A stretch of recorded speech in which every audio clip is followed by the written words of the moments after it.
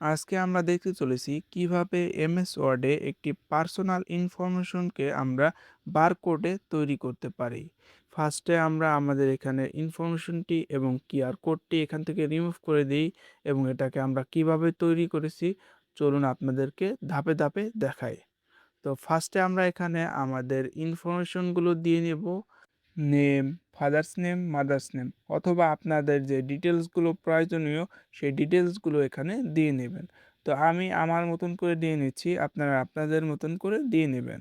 তো ইনফরমেশনটি দেওয়া হয়ে গেলে ইনফরমেশনটির ফার্স্টের দিকে আমরা এখন লিখব এখানে display barcode, simply DISPLAY code লেখা হয়ে গেলে এখন আমরা এখানে একটা ডাবল সেমিকোলন দিয়ে নেব। এরপর আমরা আমাদের ইনফরমেশনটির লাস্টে আরেকটি ডাবল সেমিকোলন দিয়ে নিব। ডাবল সেমিকোলনটি দেওয়া হয়ে গেলে এখন আমরা এখানে লিখব কিউআর। তো কিউআর লিখে এখন আমরা আমাদের এই লেখাটিকে অল সিলেক্ট করব। আপনারা চাইলে মাউসের রাইট ক্লিক করে অল সিলেক্ট করতে পারেন অথবা কন্ট্রোল+A ক্লিক করে অল সিলেক্ট করতে পারেন। আমাদের ইনফরমেশনটি অল সিলেক্ট হয়ে গেলে এখন আমরা কিবোর্ডের Ctrl+F9 বাটনে ক্লিক করে দেব।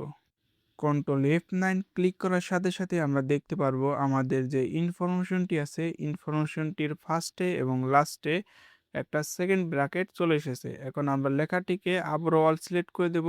অল সিলেক্ট করে মাউসের রাইট ক্লিক করে এখানে একটু নিচে দেখতে পারবো টগল ফিল্ড কোডস নামে একটা অপশন আছে। সিম্পলি আমরা এখন এই টগল ফিল্ডস কোডসের উপর ক্লিক করে দেব।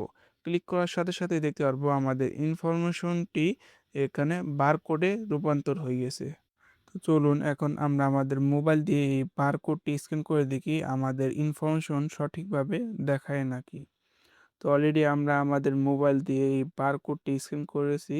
তো এখানে একটা ইনফরমেশন শো করছে, সিম্পল আমরা এটার উপর ক্লিক করে দিয়েছি। তো অলরেডি আমরা দেখতেই পারতাছি আমরা যে ইনফরমেশনটি দিয়েছি এখানে সেই ইনফরমেশনটি শো করছে।